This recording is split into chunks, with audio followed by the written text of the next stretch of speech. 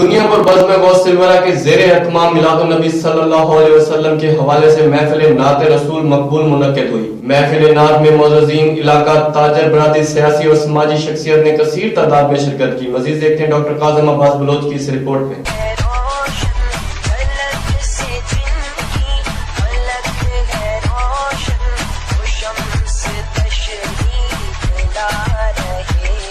محلہ جویاں دنیا پر کے رہائشی ثنا خوان رسول محمد فرحان سرور قادری اور بزم غوث الورا کے زیر اہتمام اور محمد نذیر ہرجائی کی زیر صدارت میلاد النبی کے حوالے سے محفل نعت رسول مقبول منعقد ہوئی۔